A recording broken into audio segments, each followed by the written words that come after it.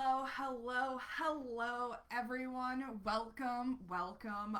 If we haven't already met, my name is Claire Jones, and I am owner of Liminal Clarity, and I am a flow expert that helps women visionaries, creators, innovators, those high achievers out there, basically achieve more in less time with less stress. And today we are jumping on for the last Facebook Live in this series, and I've saved the best for last. This is always the most requested live out of this series because people are always trying to better arrange their calendars and their schedules to work for them. So today I'm jumping on about how we can increase our creativity, our productivity, our innovation, and align flow even in times of change, stress, or transformation, continuing with flexible time blocking. This is a system that I've been using for a long time, and people absolutely love it. So if you're catching me live or if you're watching the replay, please comment, tell us where you're tuning in from, and what your preferred scheduling method is. Are you a Google Calendar kind of person? Are you an iCal kind of person? Are you just a basic pen and paper kind of person?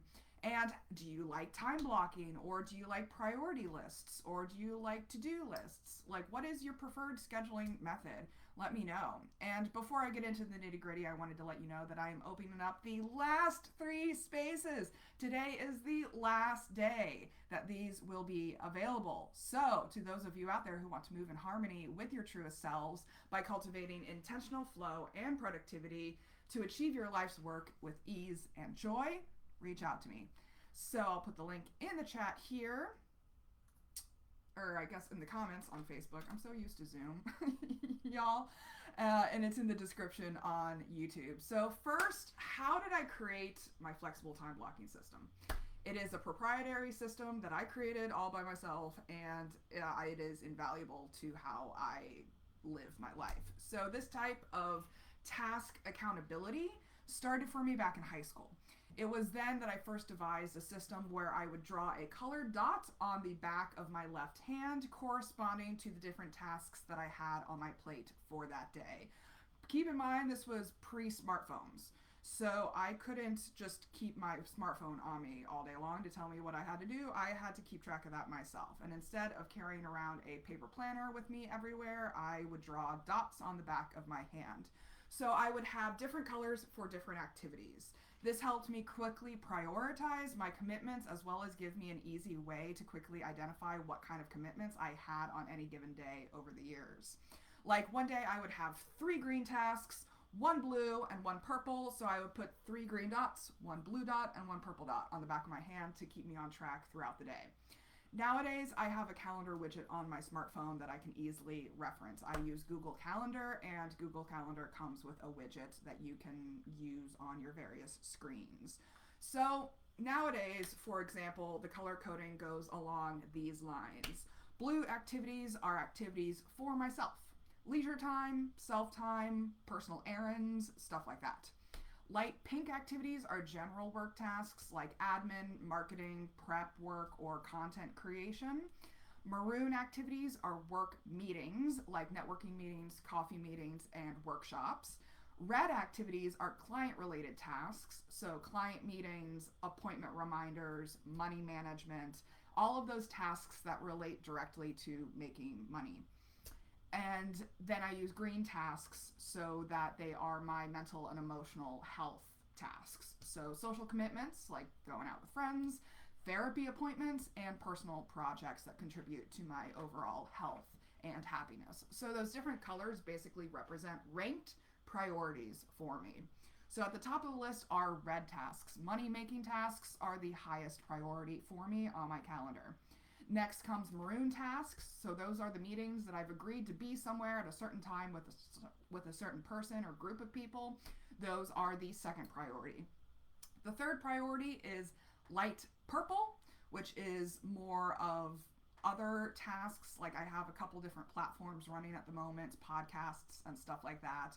So those are the next priority. And then the light pink tasks, and then the green tasks, and then the blue tasks. So the blue tasks, for example, are the ones that I'm most typically willing to reschedule and move around in order to accommodate other commitments. That's the glory about the flexibility in the flexible time blocking system, is that we can move tasks around when life happens. And so by color coding them, I can see what tasks are more willing to move around. Like, I can't really move around client meetings that easily, but I can move around like going to the grocery store. So that would be a blue task for me. So I would rearrange blue tasks before I would rearrange red tasks, which are like client meetings, money management stuff. Does that make sense? Is this resonating with any of you? I think there are a few out there. So if you're interested in creating a schedule that combines optimal productivity and flow, I am opening up 3 spaces, the last 3 spaces, to those of you out there who want to achieve more in less time with less stress. So book a call with me if you want to chat. So let's get into the nitty-gritty with flexible time blocking. It's a way to organize your schedule so that you know what tasks you need to do, how long those tasks are going to take, and when those tasks need to be done, paired with the flexibility ability so that you can move those tasks around when other things come up, when you need to. That way the tasks don't fall off your plate completely, but they stay in the general vicinity that you need them to stay. So if it's a meeting or a time-sensitive task that comes up, life happens. If your dog accidentally eats a lot of chocolate, which happened to me a couple weekends ago, or if your kid breaks their leg or has to come home sick from school, gets COVID, like there's a lot of things that disrupt our regular weekly schedules. And so having that flexibility aspect built into it is really beneficial. So for example, say that I want to devote time on a daily basis to social media tasks. And I've determined that it takes me about 45 minutes a day to check all of my platforms, create posts, and respond to notifications. So I will put it in my schedule as a light pink task. Remember, these are general work tasks like admin, marketing, prep work, content creation. And I will make a recurring appointment that occurs every weekday morning from 10:45 to 11:30 a.m. We are currently a little ahead of schedule today because I was able to move some flexibility into my work, but this is part of my social media task block, making these Facebook Lives. And so I will put it in my calendar as a light pink task on a recurring schedule for every weekday morning. And then when I sit down to my desk every single morning, I know exactly what I'm supposed to be doing during those particular time slots. And if I'm feeling super productive for that day, I can move up those time slots and take care of everything and then have the rest of the day off. Because I know that I already took care of my priorities for the day, so I don't have to sit around at my desk acting like I'm working when I'm not actually working because I've already completed my tasks for the day. So if I have a meeting though that I need to set up during that time frame, during that social media time block, then I can drag that to a different time of day. And I always make sure that I'm spending 45 minutes a day on social media, but I can move that around time to see when exactly I do that during the day. This type of system creates consistency, and consistency creates results. So it's a great way to systemize your time and prioritize your time in a way that works for you. So another example for me is lunch. So I always have to schedule in time to eat because I often get busy and forget to eat. So I schedule in half an hour to eat every day.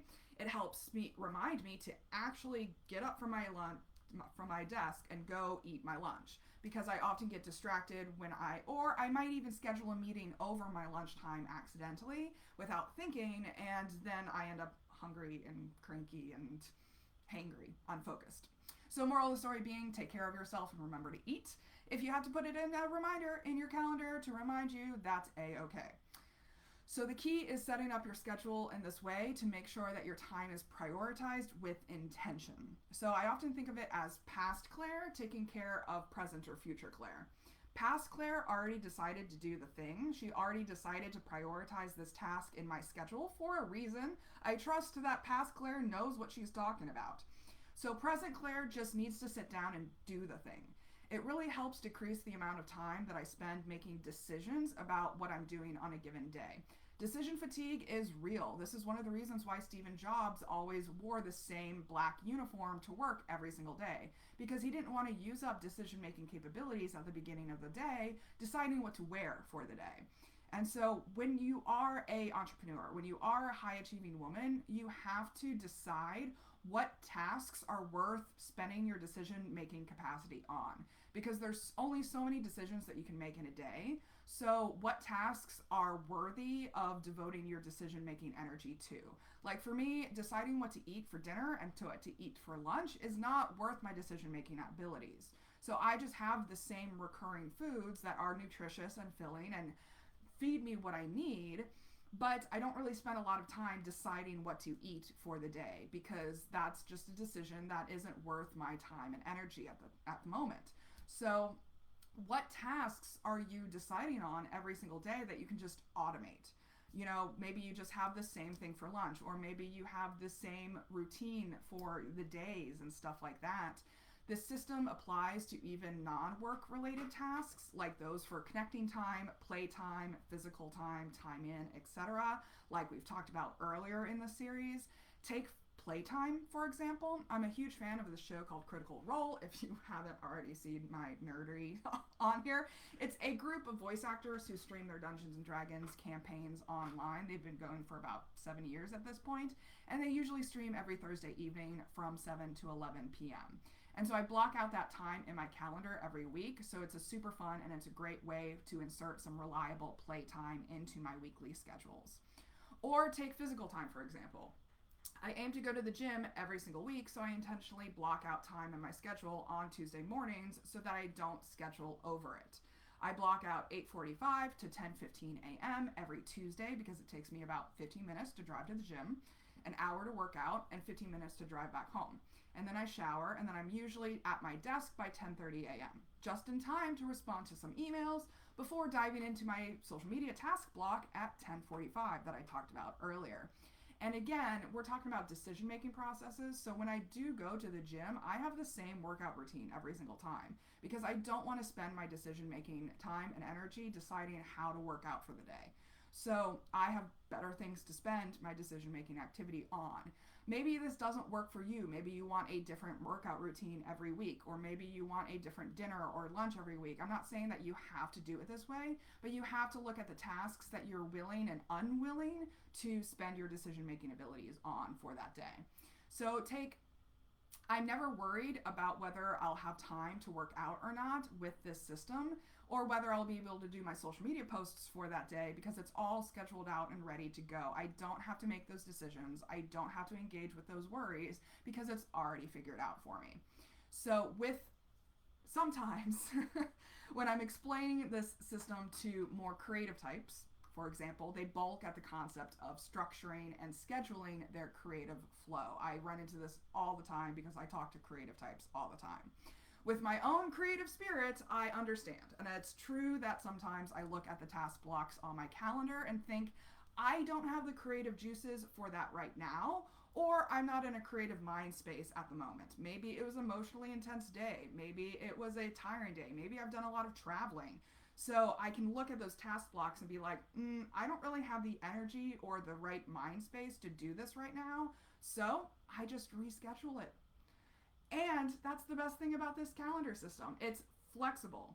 Or if you get in the creative groove and you're just churning out great content and you have other tasks coming up on your schedule, you can reschedule those tasks for a different day, a different time, so that you can still take advantage of your energetic cycles in a productive way, but you're not letting other tasks fall to the wayside in sacrifice of your creative cycles.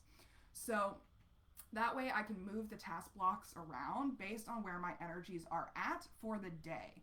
So I have the priorities set out in front of me already, and then I sit down and I gauge my energy. Again, we're talking about time in and having that space to check in with ourselves so that I can move those around if needed. Sometimes I can't move them if it's a specific meeting with someone else. I've agreed to be on their calendar at a certain time at a certain place. But if it's doing social media tasks or bookkeeping or just sitting down to write some of my novel, I can move that block around to another time or another day without letting it fall off my radar completely. I also like to look at task blocks ahead of time. So if I end up finishing my tasks for the day or finishing what I had on my list for the day, If on Monday I'm feeling particularly productive that day and have a lot of creative juices flowing, then I will finish off task blocks that may be sitting on Tuesday, Wednesday, or Thursday, for example, and get them done ahead of time, which opens up more space in my schedule to do other things on those days. So this often happens to me. I work quite quickly, and so you have to judge how much time it's going to take you to accomplish those tasks. Sometimes you're faster, sometimes you're slower. And so if you are running fast for the day, you can squeeze tasks from the rest of the week and then maybe take Thursday afternoon off instead of waiting until Thursday afternoon to do those particular tasks. And if you're finding yourself moving the same task block around time and time again, like you're procrastinating on it, you're avoiding it, that opens up an opportunity to look at that particular task and ask yourself, is my issue with the task itself, or is it finding the time, money, and energy for the task? And then you can be more strategic and intentional with how you choose to interact with that task by asking yourself those questions. So these questions lead to more self-awareness, which leads to more strategic approaches to your calendar. So for example, I have trouble creating content at the end of the workday because my brain is tired by that point. I don't have the energetic capacity to create content by the end of the day. So I usually have to schedule content creation before 2 p.m. in order to get it done. I've noticed that if I schedule it after 2 p.m., I tend to move that block around without actually doing it. So the point is valuing your time and your intentions with your time enough to make time for the things that matter to you. Does that make sense? All right. So that's pretty much it for this series. If you have any specific questions or if you have any specific clarifications that you need, please comment, let me know what you think. And if you're interested in booking a call with me for those last 3 slots available, please, let's talk about a way to create the best custom emotional, mental, spiritual, and physical support practices that combine the powers of neuroscience, spirituality, and wellness practices to achieve your goals while having way more fun in the process. You too can reach and maintain flow state even in times of change, stress, and or transformation. So if we don't talk for a while, please remember that your authentic self is extraordinary, it is wonderful, and you owe it to yourself to create the elevated life that you know you are capable of. Take care, everyone. Bye.